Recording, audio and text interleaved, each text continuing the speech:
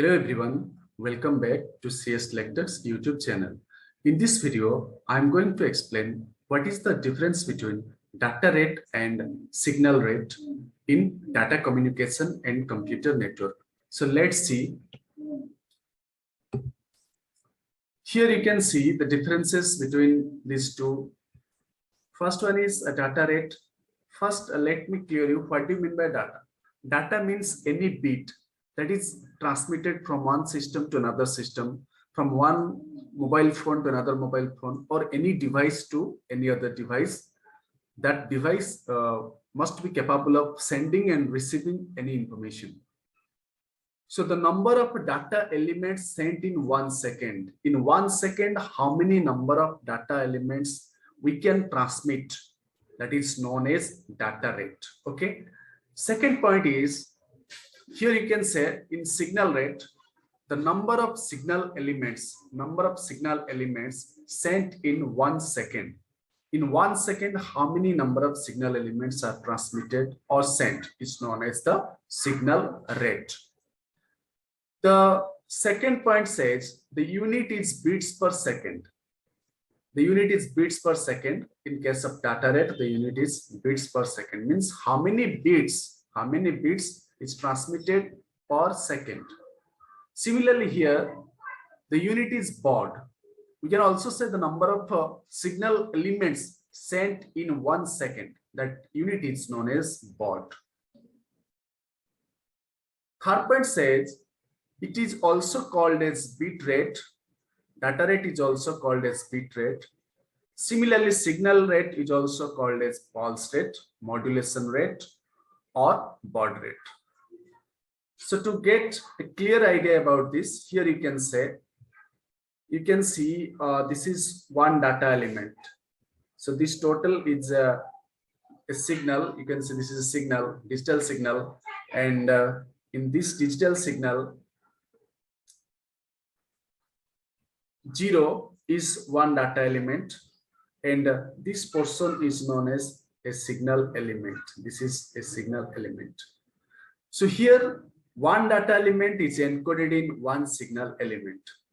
Signals are the carriers and bits or data elements are being carried.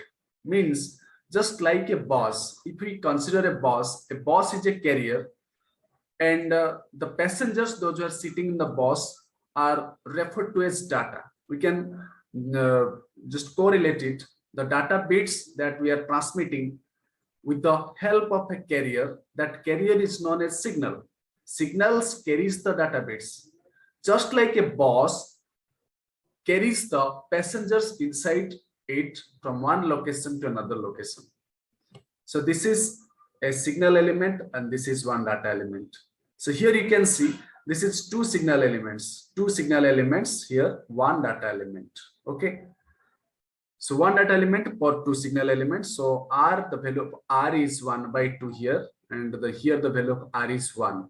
R is a term which defines the number of data elements per number of signal elements. Here you can see, this is another example. Here two signal elements represent one data element. Means 0 is represented using these two signal elements. It is one signal element, it is another signal element. So here number of data elements is 1. So 1 divided by 2, that is R equal to 1/2. Similarly, here you can see one signal element encodes two data elements. So what is the value of R here? R equal to number of data elements per number of signal elements. So 2/1, which will give you 2. So the value of R is 2. So now let's move to the relation between data rate and signal rate. Here you can see there is a formula to relate data rate and signal rate. Here S is equal to C into N into 1/R, where S represents the signal rate, C is the case factor, and N is the data rate. R, we have just seen, R is the number of data elements, that is number of bits per number of signal elements, that is number of signal elements, you can say. So R is number of data elements per number of signal elements, and N is the data rate, C is the cache factor, S is the signal rate. This is the relationship between data rate and signal rate.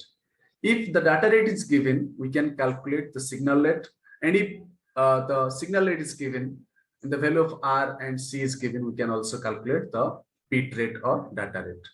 In upcoming videos, we will do the problems upon it. So for this, if you like this video, then subscribe my channel and share it with your friends. Thanks for watching.